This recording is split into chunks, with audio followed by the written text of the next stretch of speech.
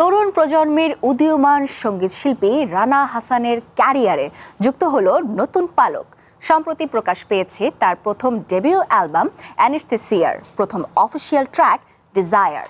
Pop ঘরানার দারুণ এই রোমান্টিক গানটি ইতোমধ্যেই শ্রোতাদের নজর কাড়তে শুরু করেছে। গানটির কথার পাশাপাশি এর নজর কাড়া মিউজিক ভিডিওটি তরুণ দর্শকদের মাঝে বেশ সাড়া ফেলবে বলে আশা করছেন রানা হাসান।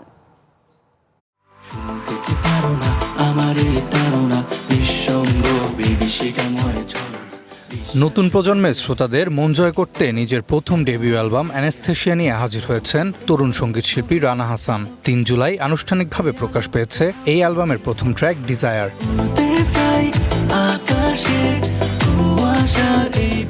পপ ঘরানার এই রোমান্টিক গানটির কথা, সুর ও কম্পোজিশন করেছেন শিল্পী রানা হাসান নিজেই।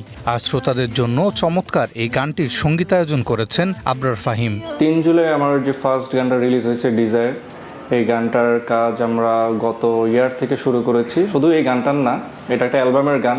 অ্যালবামের নামটা হচ্ছে অ্যানেস্থেসিয়া, যেখানে আমরা টোটাল 4টা গানের প্ল্যান নিয়ে কাজ করা, মিউজিক প্রোডাকশনের কাজ ডান।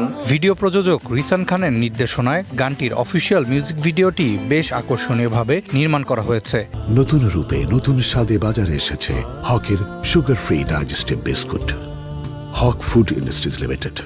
আধুনিক পপ সংস্কৃতির আদলে তৈরি এই চমৎকার ভিডিওটি রানা হাসানের ইউটিউব চ্যানেলে উপভোগ করতে পারবেন দর্শকেরা। অ্যানালগ মিউজিকের থেকে আমরা ডিজিটাল মিউজিকের দিকে আরও অগ্রসর হচ্ছি। তো আমার মেইন ইন্টেনশনটা ছিল হচ্ছে আমি ইন্টারন্যাশনালি যেসব সাউন্ড আমি শুনছি, গাড়িতে প্লে করতেছি, রেস্টুরেন্টে প্লে করতেছি, ওয়াই নট এটা বাংলা সং। জানা গেছে পর্যায়ক্রমে অ্যানেস্থেসিয়া অ্যালবামের অন্যান্য গানগুলো শিল্পীর নিজস্ব ইউটিউব চ্যানেলে রিলিজ করা হবে। ভবিষ্যতে শ্রোতাদের জন্য এমন ভিন্নধর্মী ও রুচিশীল গান উপহার দেওয়ার প্রত্যাশা ব্যক্ত করেছেন তরুণ এই সঙ্গীতশিল্পী। Arafat Yasar, one entertainment.